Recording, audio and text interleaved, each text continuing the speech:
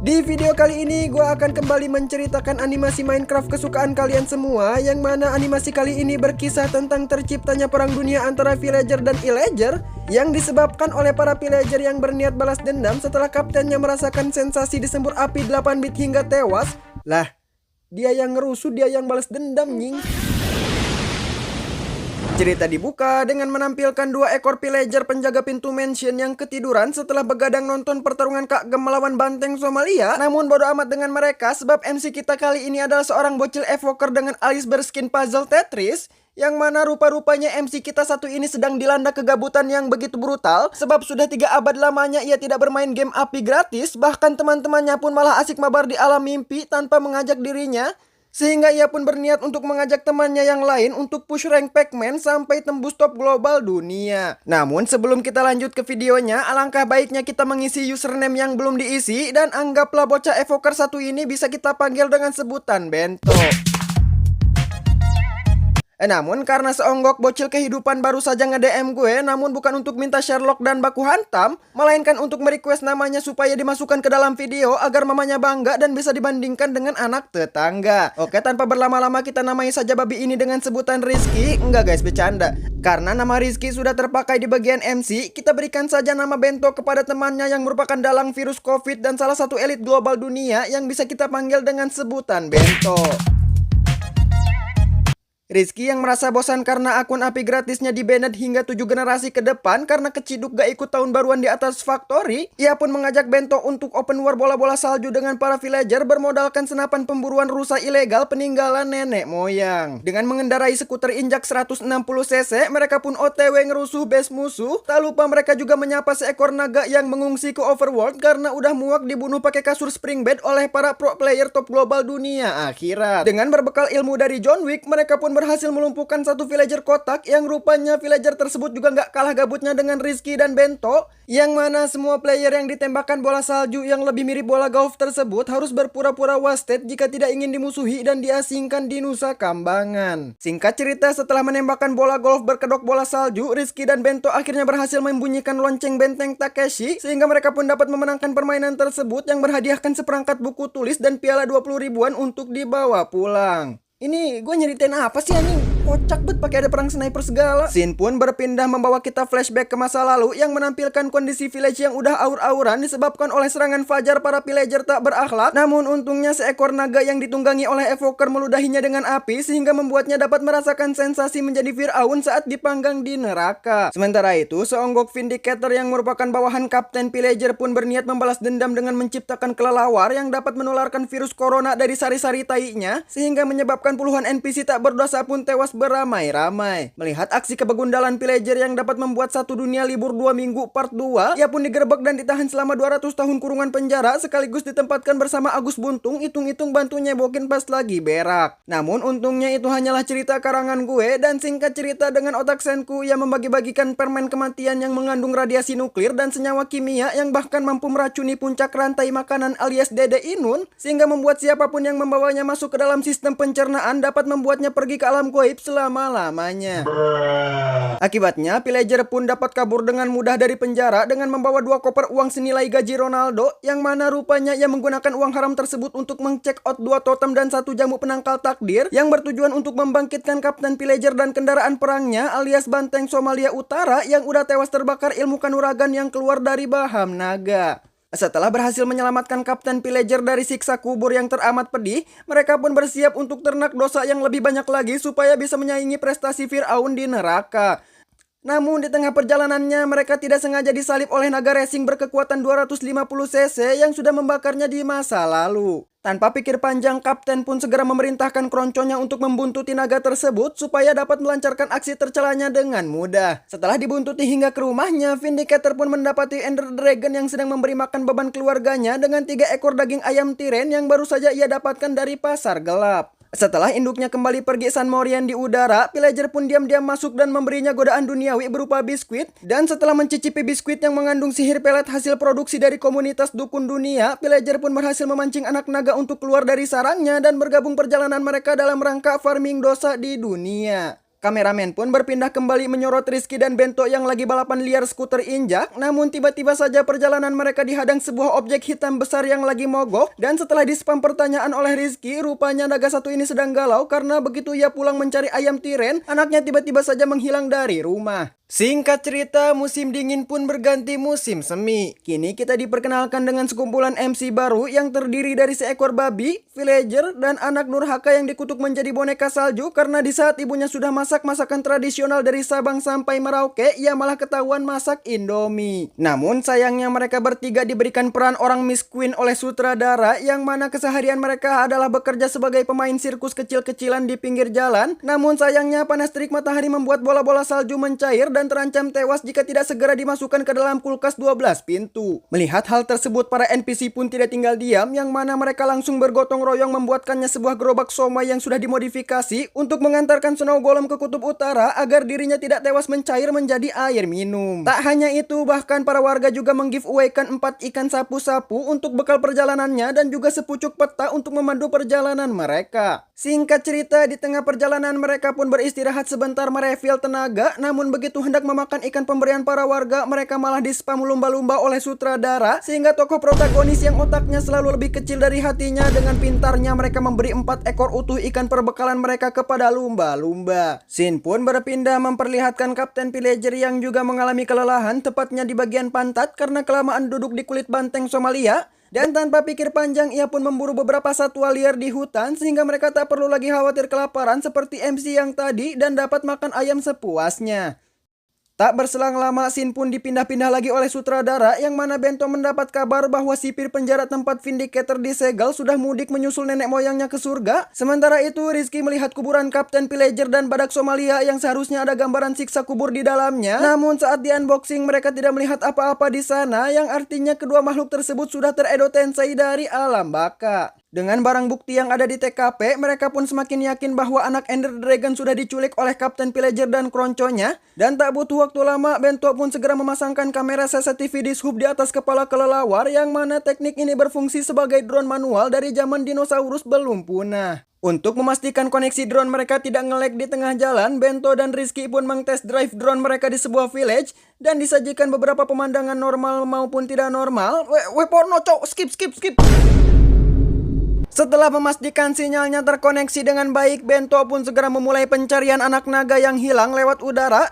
Dan tak butuh waktu lama mereka berhasil menciduk Kapten Villager yang sedang rebahan santuy di tanah bersama kronconya dan anak naga yang ia culik. Tanpa berlama-lama, kedua besto friendo ini pun segera tancap gas menaiki Ender Dragon untuk menggerebek Kapten Villager dan kronconya. Namun begitu Kapten Villager bangun, ia disuguhkan pemandangan seekor kelelawar dengan kamera dishub namplok di kepalanya. Orang tolol mana yang mata-matain orang tapi drone-nya nggak dipindahin anjing. Nggak sekalian aja pakai kamera TV biar jelas. Merasa lokasinya sudah ter-Sherlock oleh kelelawar, mereka pun segera melanjutkan perjalanannya sehingga begitu Rizky dan Bento tiba, mereka hanya menemukan drone kelelawar yang sudah rebahan santuy di tanah dengan anak panah tertancap di sayapnya.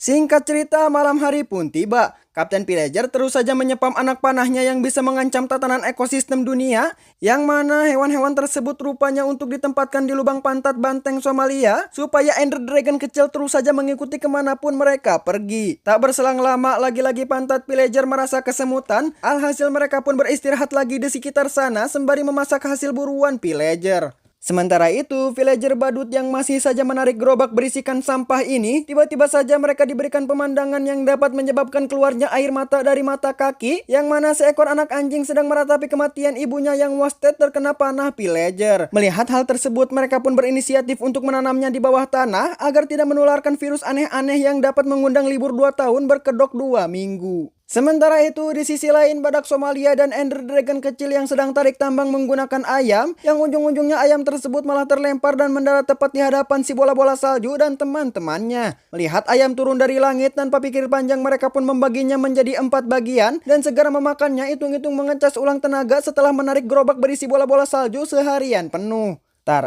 Lu ngapain ikut makan sih kocak?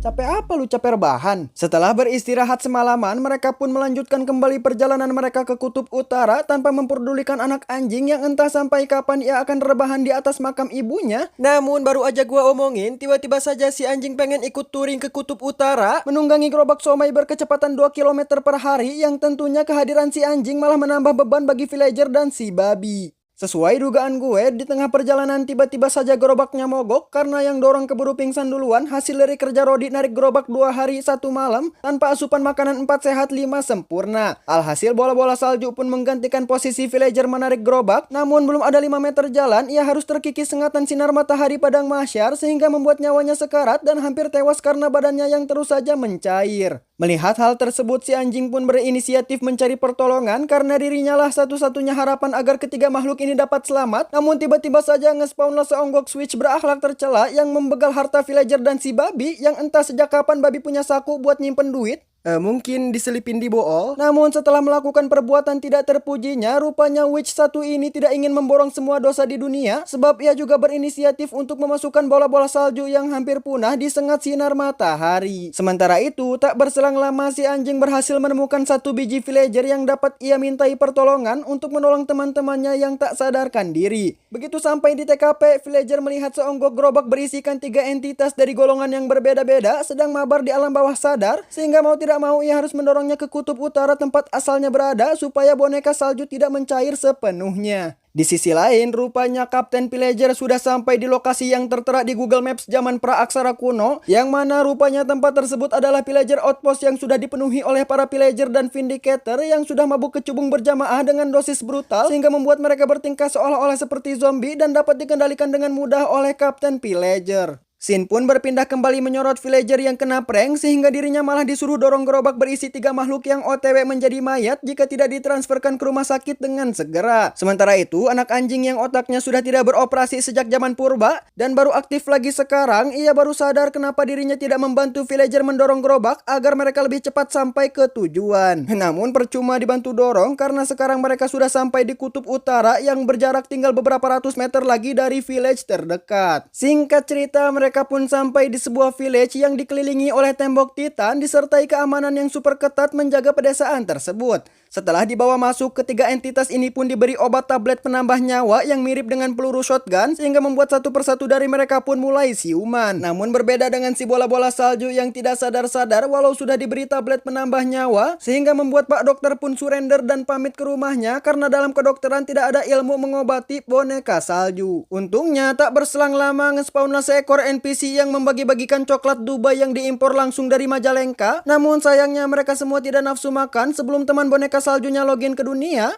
Karena alasan mereka jauh-jauh bertaruh nyawa pergi ke kutub utara adalah untuk menyelamatkan nyawanya. Beruntung villager yang mengetahui teknik pijit tradisional ala Mak Erot, ia pun menggosok-gosokkan bola-bola salju di atas es sehingga sedikit demi sedikit badannya mulai terbentuk seperti sedia kala. Itu topinya kenapa ikut tumbuh, nying?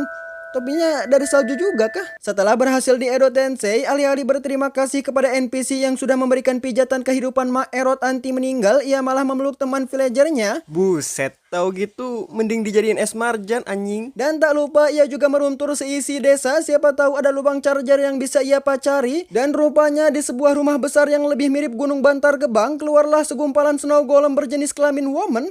Yang mana kita langsung dibawa flashback ke masa lalu dan diceritakanlah kisah masa lalu Snow Golem ini, yang mana dulunya ia merupakan anak yang begitu aktif dan gak bisa diem, seperti habis mengonsumsi cairan kimia beradioaktif tinggi. Bahkan ia juga tak segan-segan kabur melompati pagar titan hanya untuk main gamelan anak bersama bestie zombinya. Lu ngapain anjing? Tak berselang lama kita diperlihatkan 2 ekor illager kelaparan yang belum makan sejak 2 menit yang lalu, dan mereka pun mencoba mengetuk pintu hati para villager namun ditolak. Alhasil kedua illager ini pun hanya bisa menahan lapar sembari berdoa semoga ada Shopee Food yang dapat mereka begal agar tidak mati kelaparan. Namun alih-alih bertemu si Oren, mereka malah mendengar lantunan gamelan Jawa yang berasal dari sebuah iglo tak jauh dari sana. Dan tanpa pikir panjang, kedua hidung peler ini pun menerobos masuk ke dalam rumah iglo untuk membegal seluruh harta kedua sahabat tersebut. Namun begitu keluar dari sana, mereka malah terpapar virus zombie yang entah bagaimana proses penularannya. Mungkin dari rudal. Setelah kematian sahabatnya, Snow Golem pun merasa bersalah karena ia lupa mengunci pintunya menggunakan gembok merek Soligen. Dan sejak saat itulah dirinya belajar ilmu bela diri langsung kepada pendekar naga supaya di lain waktu ia tidak bernasib sama seperti sahabat zombinya. Sementara itu, di saat Snow Golem Set Girl 1 ini sedang AFK mengenang si zombie, ia didatangi oleh si bola-bola salju yang kepo sekaligus kaget. Ternyata di hamparan bumi Minecraft tak berujung ini ada entitas yang satu jenis dengannya. Namun baru aja berkenalan ia sudah dipanggil masuk oleh teman doginya, sehingga adegan pengecasan brutal pun tidak jadi ditayangkan. Namun tanpa sadar rupanya mereka sedang diawasi oleh Kapten Pillager di sebuah Pillager outpost yang hanya berjarak beberapa kilometer dari pedesaan, yang mana ternyata ia sedang memperbanyak pasukan Pillager pemabuk kecubung yang nantinya akan digunakan untuk menyerang desa Villager. Keesokan harinya ditampilkan seekor NPC yang hendak menyunat beberapa kayu pohon di desa. Sementara itu si bola-bola salju yang gabut mau ngapain sebab di Minecraft gak ada Minecraft. Hingga ia pun diam-diam membuntuti villager keluar desa, hitung-hitung nambah kerjaan setelah resign dari pemain sirkus pinggir jalan. Di sana ia diajarkan teknik menebang pohon yang diajarkan turun-temurun dari nenek moyang sejak zaman purba. Namun rupanya si bola-bola salju sudah menguasai teknik yang lebih cepat, yang mana berkat kecepatan tangannya yang terbiasa mencopet korek tongkrongan, dirinya mampu bekerja 2 kali lebih efisien dari villager. Setelah menebang setengah populasi pohon di dunia, mereka pun berniat recall ke base. Namun di tengah perjalanan mereka melihat seekor zombie villager penyepong emerald yang rupa-rupanya mereka sedang latihan perang berjamaah, ditambah lagi badak Somalia dan Ender Dragon Junior yang sedang dipersiapkan untuk memulai open war dengan village sebelah. Melihat pemandangan mengerikan tersebut, mereka berdua pun segera recall ke base untuk mencepukkan apa yang baru mereka lihat, dan begitu mengetahui musuh akan segera open war, para villager pun memulai sesi latihan dengan menampar-nampar tiang.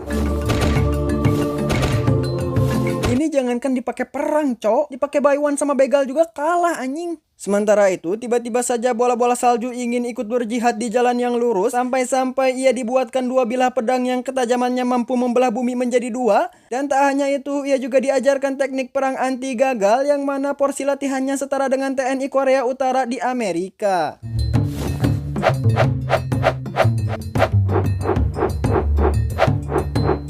Ini mau perang atau senam PGRI anjing? Gerakan kayak gitu nyerang apaan kocak? Nyerang biji. Setelah latihan menjadi Thorblade, bola-bola salju pun kembali masuk ke rumahnya karena sebentar lagi perang dunia ketiga akan segera dimulai. Lah, terus tadi latihan buat apa peler? Sin pun berpindah memperlihatkan Rizky dan Bento yang dari kemarin masih aja berusaha mencari keberadaan naga kecil menggunakan kamera disc-hook. Namun kali ini mereka menggunakan 2 ekor kelelawar agar pencariannya lebih efektif. Setelah terbang mengarungi map Minecraft, akhirnya mereka berhasil menemukan anak Ender Dragon yang sedang rebahan santuy di sebuah villager outpost. Dan tak butuh waktu lama mereka pun segera OTW terbang ke kutub utara untuk menjemput anak Ender Dragon kembali ke rumahnya. Sin pun berpindah memperlihatkan Kapten Pillager yang udah yakin tentaranya akan menang dengan easy peasy, dan ia pun segera menembakkan anak panda pertanda menyatakan open war dengan para villager. Tak butuh waktu lama para villager pun sudah sampai di depan gerbang. Namun sayangnya para pemanah Rip Aim ini hanya mampu menumbangkan 1 ekor villager.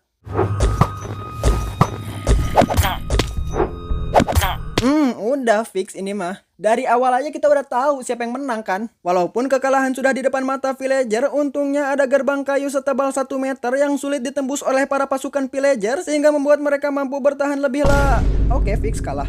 Namun untungnya Snow Golem dapat menggedik satu persatu NPC jahat dengan gerakan senam PGRI-nya, hingga akhirnya ia pun ngelock Kapten Pillager supaya perang cepat selesai. Namun rupa-rupanya Kapten Pillager licik ini memancing Snow Golem untuk keluar dari zona nyaman, sehingga di sana ia dapat menggunakan jurus Kage Bunshin disertai komedi putar, sehingga membuat Snow Golem pun dispam anak panah hingga tewas. Melihat hal tersebut, bola-bola salju pun merinding sebadan-badan. Sejak kapan ada hostile mob bisa membelah diri seperti amuba? Dan seketika saja ia kehilangan jiwa tentara-tentaraannya dan lebih memilih nyari aman mengurung diri di rumah bersama teman-temannya. Setelah berhasil melumpuhkan seluruh militer keroncok dengan EZ, mereka pun mulai mencuri seluruh cuan yang tersimpan di rumah Snow Golem. Namun begitu hendak kembali ke markas dan menghabiskan seluruh hartanya untuk membeli saham kartel Meksiko, tiba-tiba saja mereka dihadang oleh Ender Dragon kematian yang pernah meludahi mereka dengan api hasil cipratan erupsi Gunung Lawu. Dan sekarang ia kembali dengan niatan yang sama, yaitu mengkremasi mereka semua hingga tak tersisa satu pun. tahun. Alhasil setelah mengirim Kapten Villager dan keroncongnya kembali ke neraka, Ender Dragon pun dapat membawa pulang anaknya ke rumah, dan pedesaan Villager yang akhirnya dapat kembali menyusun tatanan desa mereka setelah digempur habis-habisan. Namun sayangnya bola-bola salju harus ditinggal ke alam baka oleh sang calon lubang charger yang padahal baru saja ia temui beberapa hari yang lalu. Untungnya segerombolan lumba-lumba yang pernah di giveaway-kan ikan busuk, mereka memberikan 2 pasang tangan Snow Golem sehingga bola-bola salju dapat mengubur jasad Snow Golem, walaupun gue nggak tahu apa yang dikubur. Yang intinya cerita pun berakhir happy ending dengan memperlihatkan Snow Golem yang akhirnya dapat meet and greet dengan sahabatnya di surga, dan kini mereka bisa mabar gamelan anak 24 jam nonstop.